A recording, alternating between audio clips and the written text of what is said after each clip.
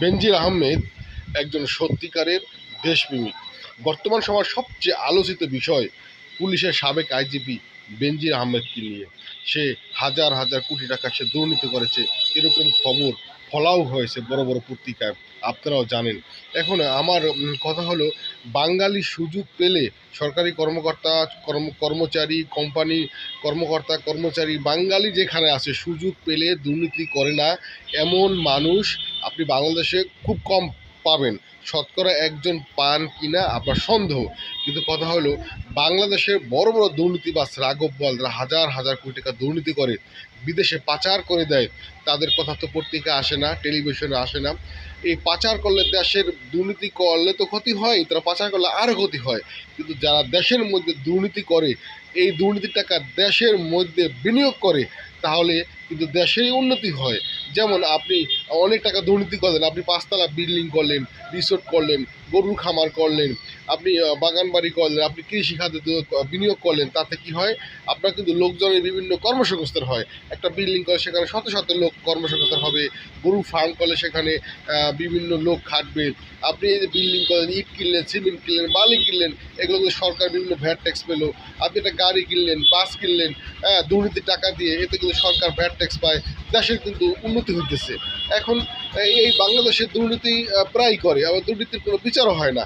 তাই যদি আমরা আমাদের সাথে যেই যারাই দুর্নীতি করে তাদের যদি বিচার না করে, এরকম বিচার না করে যদি দেশের টাকা দুর্নীতির টাকা যদি অ্যাভেলেবেল তারা খরচ করতে পারে, বিনিয়োগ করতে পারে, তাহলে কিন্তু দুর্নীতি আমাদের দেশ ধীরে ধীরে আর উন্নতি হবে বিনিয়োগ করলে। তাই আমি সবাইকে আহ্বান করব, যদি সরকার আপনারা পারেন তাহলে দুর্নীতি রোধ করুন। দুর্নীতি করার পরে সেই টাকা বন্ধ করে দিবেন, আটকে দিবেন, কিছু করতে দিবেন না, তাতে কিন্তু কোনো লাভ হইতেছে না। শুরুতে দুর্নীতি বন্ধ করলে দেশ ও দেশের জনগণ ভালো থাকবে।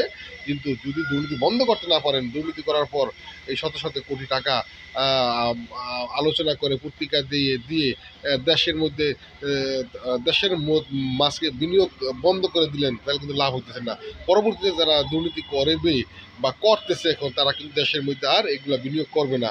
তাহলে কিন্তু আপনারা যে ক্ষতি হইতেছে আমাদের দেশে, তাহলে যারা আমি যে বলবো, যারা দেশের মধ্যে টাকা দুর্নীতির টাকা বিনিয়োগ করে, তারা কিন্তু এক হিসাবে দেশপ্রেমিক। দেখেন, বেনজির আহমেদ কিন্তু দুর্নীতি করে, তার বেশিরভাগ টাকা কিন্তু দেশের মধ্যে রাখার চেষ্টা করছে।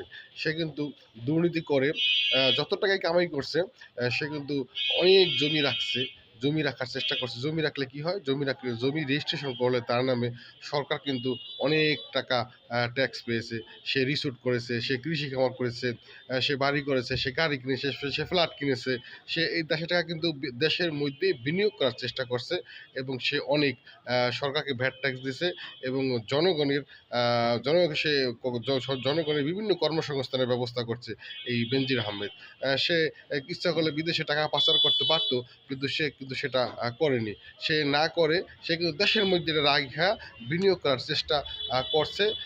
এতে দেশের কিন্তু সব উন্নতি হয়েছে, বিভিন্ন লোক কর্মসংস্থান হয়েছে বা হইতেছে, বা ভবিষ্যতে তার এই প্রতিষ্ঠানগুলো টিকে থাকলে সে কিন্তু জনগণ আরও কর্মসংস্থান পাইতো, মাসে মাসে বেতন পাইতো, সরকার ব্যাট ট্যাক্স পাইতো। কিন্তু দেখেন, এই দেশের পত্রিকা টেলিভিশন তারা এমনভাবে ফলো করে এই বিনিয়োগগুলো কিন্তু আসলে সে বন্ধ করে দিয়েছে। এখন দেশের কিন্তু একদিকে ক্ষতি হয়েছে, কিন্তু বেনজির আহমেদ চাইছে দেশের কিন্তু উন্নতি হোক। তাই যাই হোক, আমার ভিডিওটি ভালো লাগলে সবাই শেয়ার করে দিবেন, অন্যকে দেখার সুযোগ করে দেবেন, লাইক কমেন্ট শেয়ার করুন, ফলো করে রাখবেন, পাশে থাকবেন। আল্লাহ হাফেজ।